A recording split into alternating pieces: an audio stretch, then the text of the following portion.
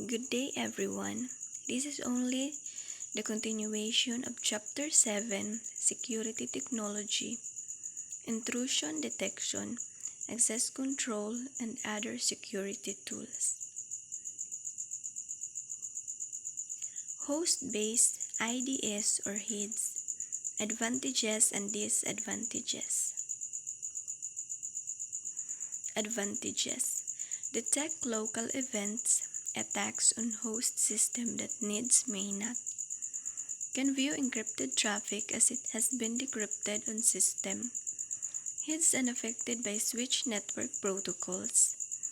Can detect inconsistencies in apps, programs by examining audit logs.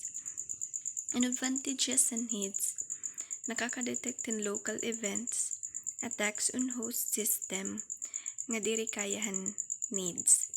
Nakakadetect gap in programs by examining audit logs.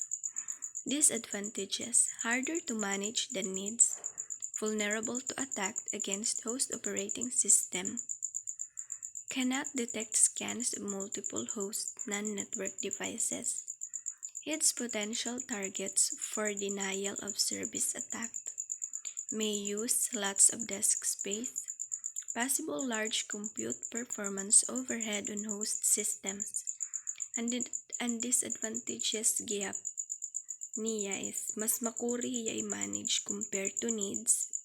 Di rin nakaka-detect in scans of multiple hosts. Magamit in lots of disk space.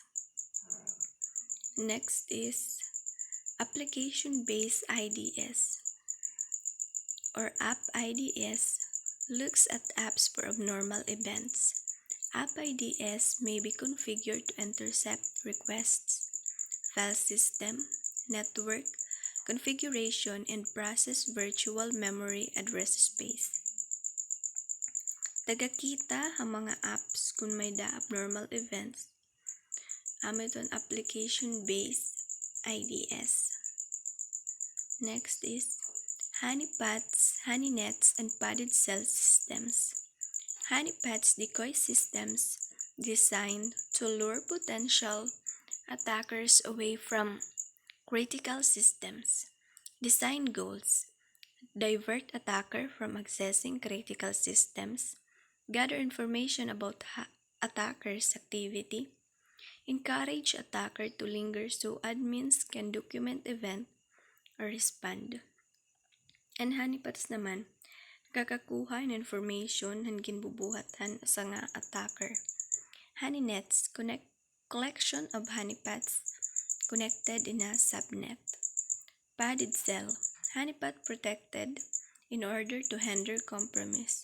Typically works in tandem with traditional IDS.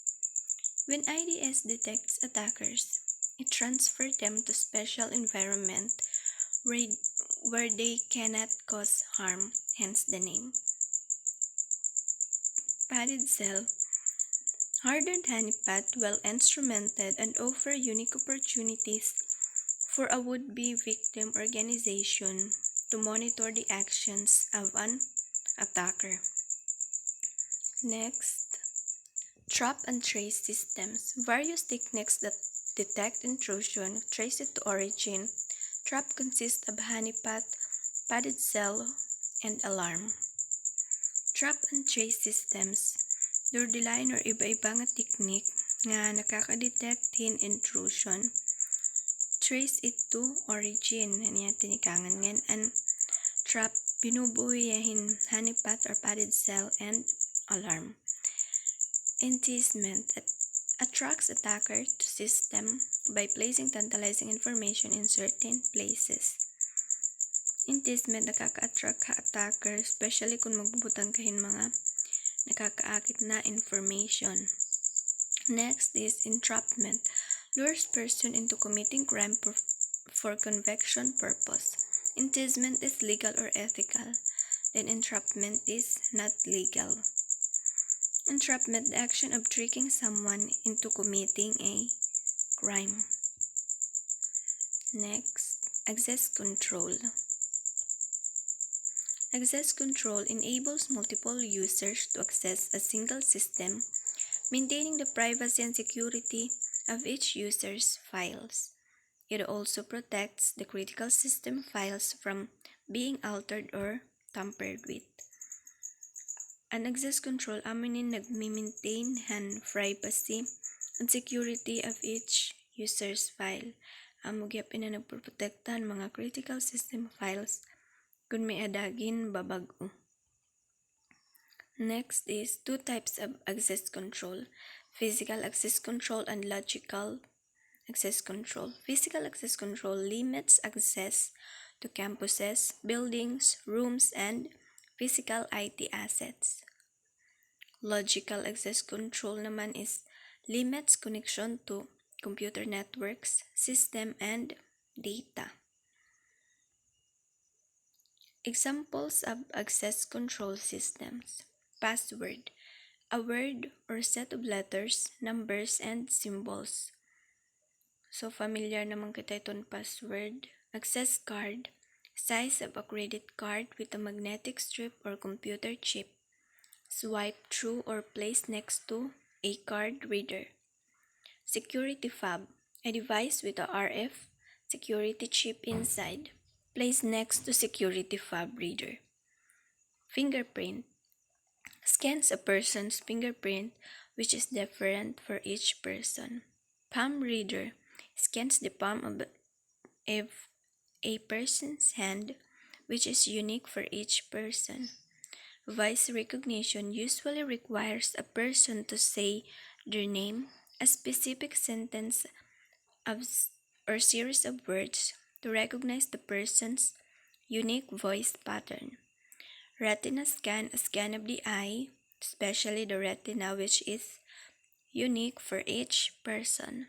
DNA scan, much more sophisticated and futuristic, requiring sample of saliva or blood to check for and verify the person's DNA. So, yun nga mga examples in access control system, mga familiar na mga technique na i-encounter ta inhiya. Next, other security tools. Scanning and analysis tools, often used to collect information that attacker would need to launch successful attack.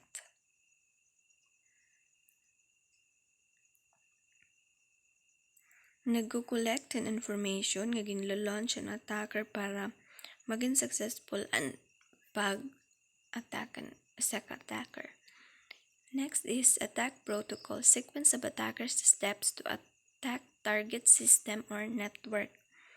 Ang pagkakasunod-sunod ang mga steps nga bubuhaton han attacker nga tuwan iya target nga system or network, amo ton attack protocol. Then next is footprinting, determining what host names, IP addresses a target organization owns.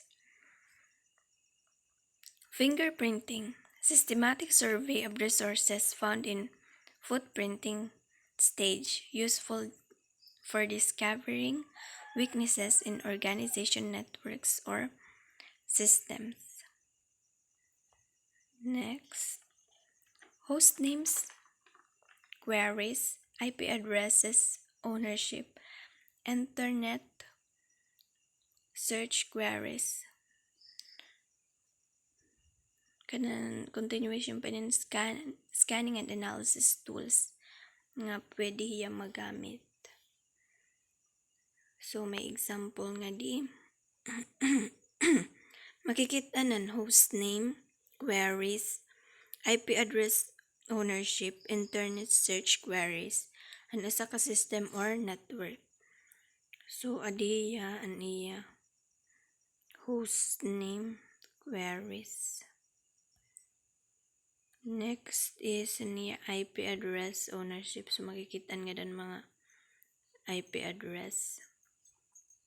Next is an internet search queries, adin proprietary confidential site bigcorp.com. So yan. Next is port scanners, tools used by attackers, defenders to identify computers on network plus other information.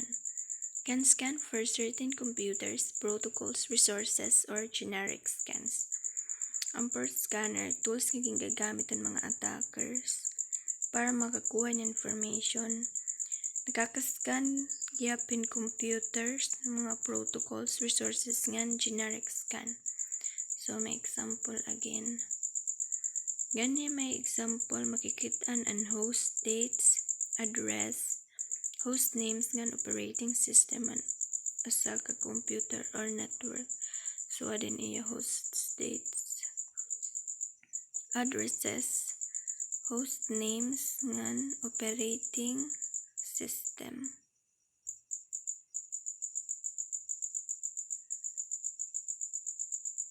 Next is firewall analysis tools.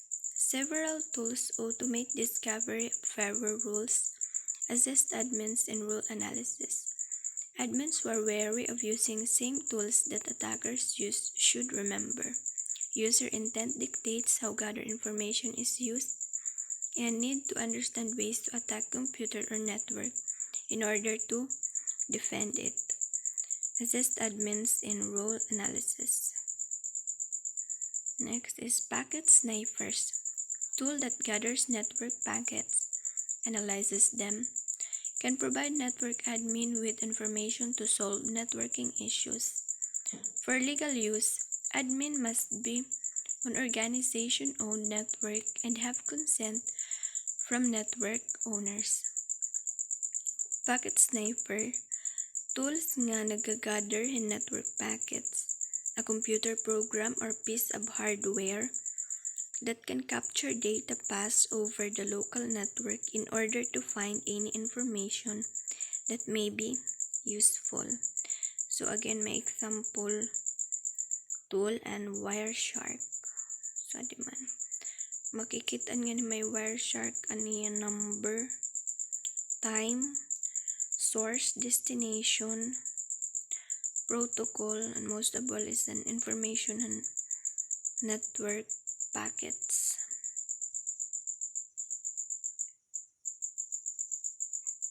Next is other security tools example. Firewalls, antivirus software, public key infrastructure or PKI services, managed detection and response service MDR, and last is penetration testing. Firewalls is the core of security tools and its job is to prevent unauthorized access to or from a private network. So, usa ini i-firewall nga security tools nga iya job is to prevent ang mga unauthorized access to a private network. Antivirus software, a program which is designed to prevent, detect, and remove viruses and other malware attacks on the computer and network. So familiar na kitanduro ini nga antivirus software. Next is PKI, public key infrastructure services. It is the technology which encrypts the server communication and is responsible